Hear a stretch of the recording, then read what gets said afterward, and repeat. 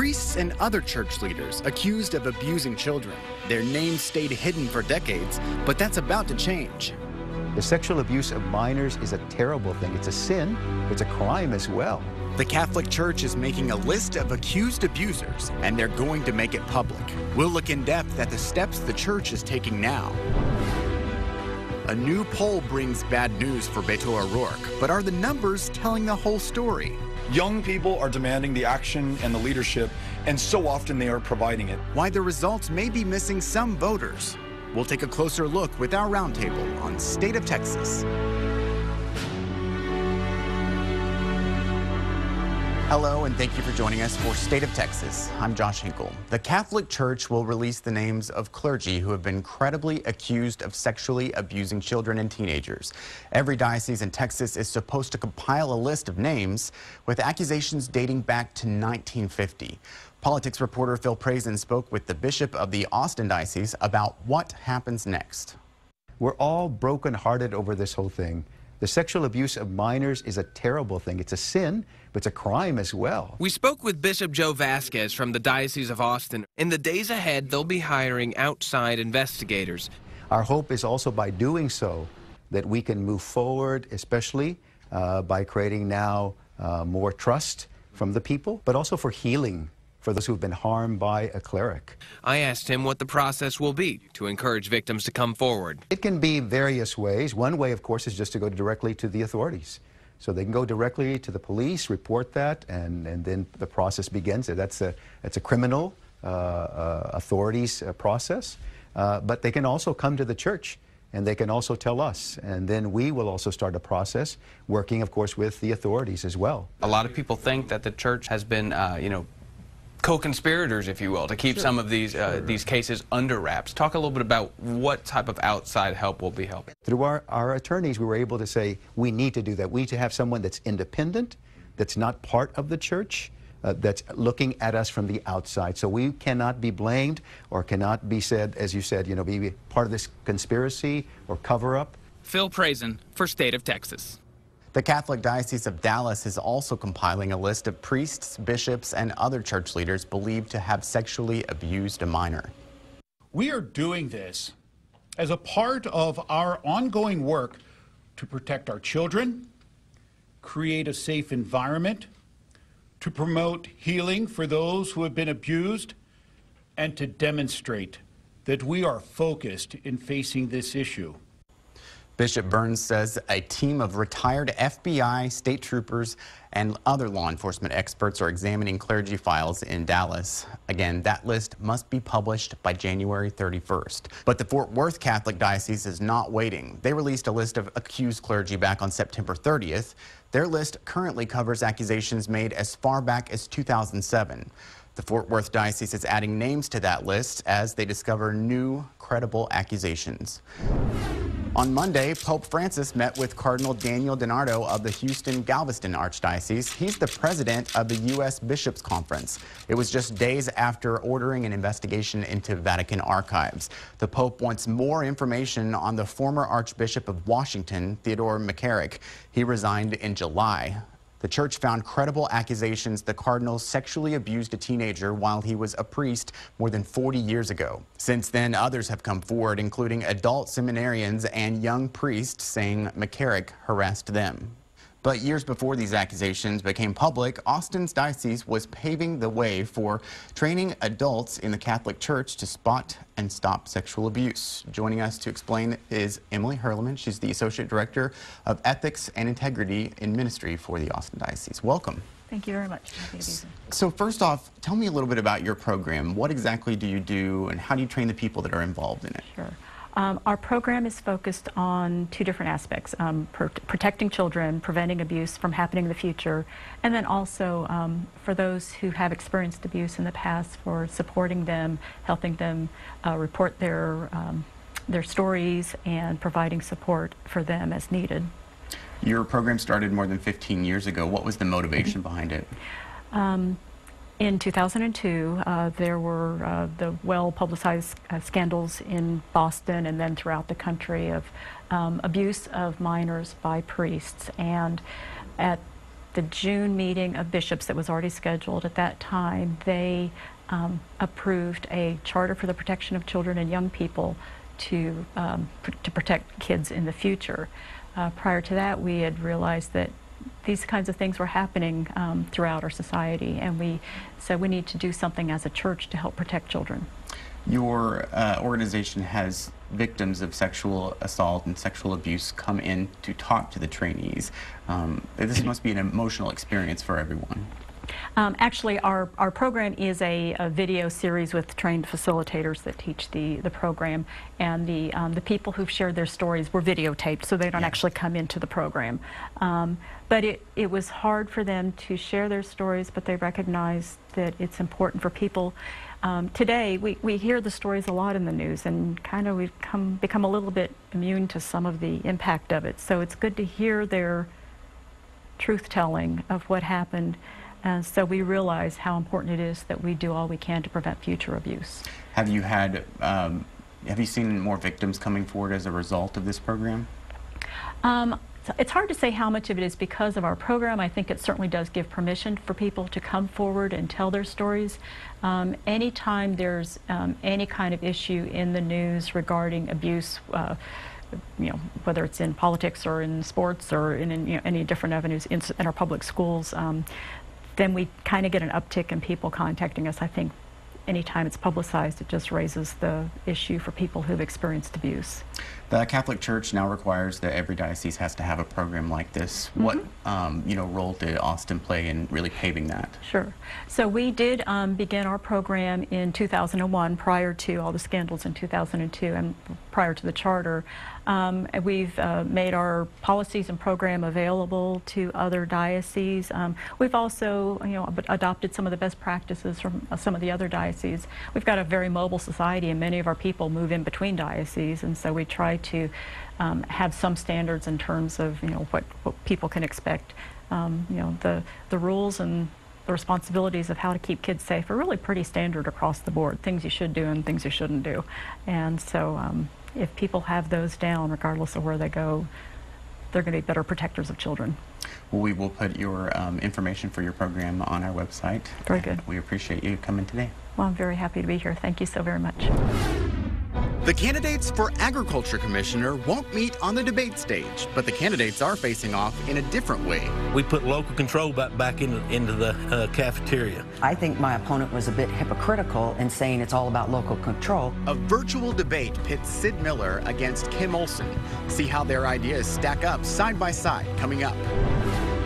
A new poll shows Ted Cruz with a solid lead over Beto O'Rourke. But do the numbers overlook some of O'Rourke's supporters? A lot of young people, especially who just don't affiliate by party. For them, that's a vestige of another time. We'll turn to our roundtable to look closer at the polls and what the results tell us about the race for Senate.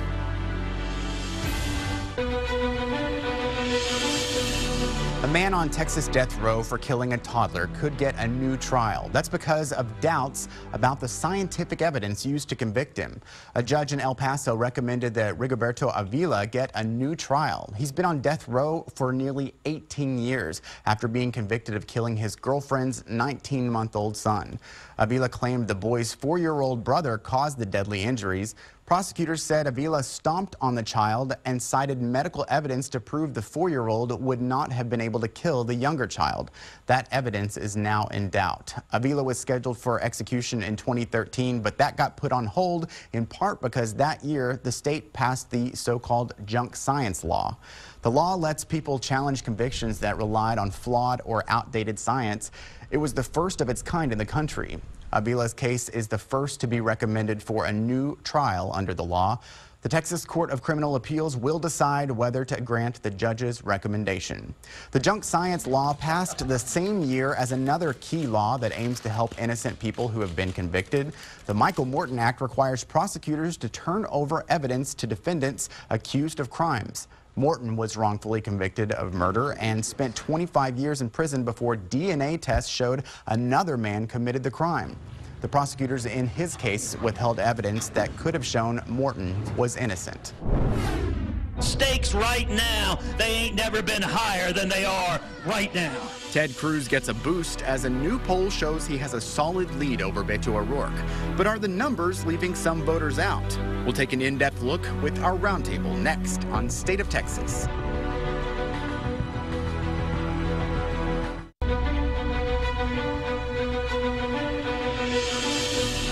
A new poll paints an encouraging picture for Ted Cruz in the race for U.S. Senate. The latest Quinnipiac poll shows 54% of likely Texas voters going for Cruz, 45% back Democrat Beto O'Rourke. The poll surveyed more than 700 likely voters using cell phones and landlines. The 9-point lead matches the result from a Quinnipiac poll done in September. For perspective, we turn to our reporter roundtable. Will Weissert is a correspondent for the Austin Bureau of the Associated Press. Aman Batheja is the political editor for the Texas Tribune. Welcome. Thank you. Thank you. So the latest poll has Beto O'Rourke down by 9 points. Should he be discouraged by that at this close to the election right now? Yes, if the poll is accurate, he should absolutely be discouraged. I mean, Trump won Texas by 9 points, which was considered, not great for Republicans because it was, I think, the lowest margin in decades for a Republican president in Texas. But after all this money and all this attention and these huge crowds, if O'Rourke can't do better than that, that is going to raise questions about how effective was his campaign really. We've seen him, have better numbers than that, and he had some momentum for a while. What's changed? Is there any, Kavanaugh effect or something? Well, it's a little bit too early to see exactly what happened, but yeah, I mean, I think earlier in the summer, there were some polls showing he was really getting towards striking distance, and there was really a lot of excitement nationally. I think we're starting to see the race settle back to where we thought it would be. This is Texas. Democrat has not won here in a quarter century, basically a generation. This is a very popular statewide Democrat, a statewide race with a very popular Democrat, but he's still got a lot to overcome. And I think as we get closer to the election, it's possible they're reaching out to likely voters, and you're starting to see the trend of people who have participated before actually voicing their opinion that, Ted Cruz may not be their favorite candidate, but he's a Republican, this is a Republican state, and he's probably going to prevail. Yeah, O'Rourke's been reaching out to new voters, though. Where are those folks in these polls? Well, that's the interesting part. Some of the polls that have been closer have been assuming more Democrats would turn out in, this so-called wave year than we've seen in past Texas elections. So if that proves true, then this, latest poll may just be missing the mark on who's actually going to turn out. Typically, we often see that the person who is not winning in the polls launches attack ads. Are we going to see that in this race? Well, we've just seen fundraising numbers, and O'Rourke's got $38 million. He's got enough money to do whatever he wants, basically. But he has said he's not going to go negative. Cruz is doing the incumbent playbook. He thinks he's ahead. He's going negative. The outside groups that are supporting him are going negative. Constantly on TV, you see things about O'Rourke's position on immigration and things about him being in favor of the protest for NFL players during the national anthem. O'Rourke has always said, I'm not going negative. I'm just going to have a message of unity. And if he continues with that, it's a positive message. I think it's easy for it's a sort of a feel-good story, but it also sort of lets Cruz set the agenda with the race. If Cruz is hammering this point, and you only have Beto saying, "Well, don't believe it, and I'm a great guy," he's not really advancing the race at all. He's letting Cruz sort of set the agenda. Yeah, what do you think O'Rourke's agenda will be? What's he going to have to do in this less than a month? I think he's going to have to give people a reason to not just, maybe be inspired by how well he delivers speeches and this, idea of, going against politics as usual, but give them a reason to vote against Ted Cruz. Ted Cruz is the guy who's better known, and a lot, this positive campaign that he's been running has been inspiring a lot of people, particularly liberals, but it has, independents aren't feeling motivated to come out to the polls and vote against the incumbent, and that seems to be the big problem O'Rourke's facing. All right, well, Aman, thank you very much. Thank you. You won't see them on the debate stage, but you can still see a different kind of face-off between Sid Miller and Kim Olson. For my world, in the military, he would be called a propagandist. I don't think that's true. A virtual debate in the race for Texas Agriculture Commissioner. See how the candidates match up next on State of Texas.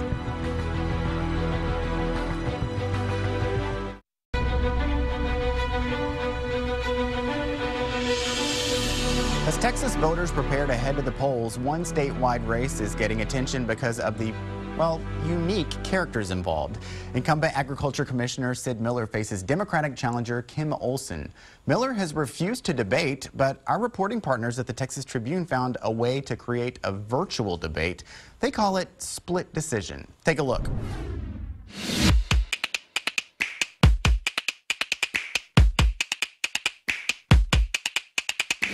Well, howdy, folks. I'm your Texas Agriculture Commissioner, Sid Miller, running for re-election.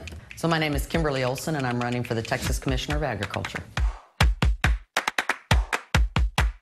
I'm a farmer. I'm a 8th generation farmer and rancher. I work really hard every day, literally getting my hands and nails dirty. Grew up on a farm and a ranch and make my living today off the land. Having a military background allows me to use that skill set to put the mission before myself, have leadership skill set in leading people. I served in the State House, so I have some background, some experience in government. Well, we've made a lot of changes to the school lunch program. Matter of fact, we put local control back into the cafeteria. I think my opponent was a bit hypocritical in saying it's all about local control, but when Dripping Springs wanted to have a meatless Monday, he rolled in on top of them saying, no, that couldn't happen. Well, I did oppose the meatless Mondays proposed by Dripping Springs, and I'll tell you why. Two reasons. In Texas, really, you got to be kidding me. No meat? We lead the nation in beef production. But more importantly, that is not even nutritionally sound. I think we could work hard to bring back and advocate for local foods, for local schools. We have Farm Fresh Fridays, where we challenge each school to, at least on Fridays, have local produce or locally sourced meats and dairy products. I would do Fresh Farm Monday through Friday. How about that? Those that produce for this great state are concerned about the trade wars, concerned whether their products are going to be able to be sold overseas. You know, it doesn't affect us a whole lot. You know, there's tariff on beef, but we hadn't sold any beef in 14 years. We haven't really gained that market back. As you know, beef and beef products are our #1 export. Probably soybeans are the biggest crop that's hurt there, but again, we don't grow a lot of soybeans. Sorghum dropped 70 cents when we started this trade war. The President has always said that he'll take care of rural America and take care of our farmers. He's made good on that. Look, you got a lot more instruments in your pockets besides just a sledgehammer when it comes to trade wars. How about diplomacy? Let's try that for a day. We don't have enough labor to produce the food and get it harvested and on the table, so we're going to have to bring in some labor to help do that. Nobody's for open borders. Nobody's for letting illegals run in and out of this country as a free-for-all. I certainly support a guest worker program, a legal program to bring that labor in. But what we want are H2C. H2C is the new one in which you can bring people in, they can pick and they can work and then go back to their own countries. As she was serving in the military, she pleaded guilty to defrauding the U.S. government. So she's a war profiteer. She's pled guilty to that. So I'm married to everything in my past. It has made me the woman I am today, and I like who I am today. I'm not making a big deal out of that. I think the people can do the research and find that out. And if you want to know the details of that investigation, if you want to know my side from what you read in the papers, then go get the book, Iraq and Back, Inside the War to Win the Peace. It is all written down for you, and you can make your judgments from there. Well, for my world, in the military, he would be called a propagandist. You know, I don't think that's true. We put up over 40, 50,000 Facebook posts since I've been running for office. And we scrub those really closely. He pushes things that he probably knows are fake, so you become a part of the problem. You're a leader. You're a public leader elected to represent an incredible state in this union, and this is how you act. I don't think we've ever posted anything ourselves that was false or misleading. Now, sometimes we get duped and repost stuff that someone else put up. Shame on you, Sid. There were some barbecue restaurants, maybe operating 30 years off of illegal scales. If you went into Ruth Christie and said, say, chef, would you please weigh this 8-ounce steak you're fixing to cook for me? He'd throw you right out of his restaurant, as he should. We require the scales to be set up where the consumer can see their meat being weighed. And rolling into a barbecue kitchen and telling a pit master he's got to rearrange his entire kitchen so that they can put a scale out there so people can see their weight. I think you're focused on the wrong things. Many of these operations had it in the back. So if you bought 2 pounds of brisket at $15, you didn't know if you was getting 2 pounds or not. Well, we have a scale and some brisket with us. Okay. There's no certification on this scale. And we were going to have you guess the weight. This is an illegal scale, lady. 10 ounces, I'm saying. That's 3/4 of a pound. I can't see. 0.8 of a pound. 3/4 of a pound. That's close enough if you're a politician, right? Oh, so 11. So 10 ounces right at 11. One off. Woohoo!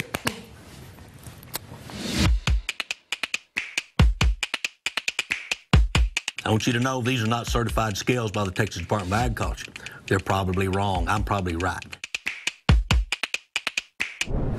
Remember, we are just a little more than 1 week away from the start of early voting. You can cast your ballot starting on Monday, October 22nd.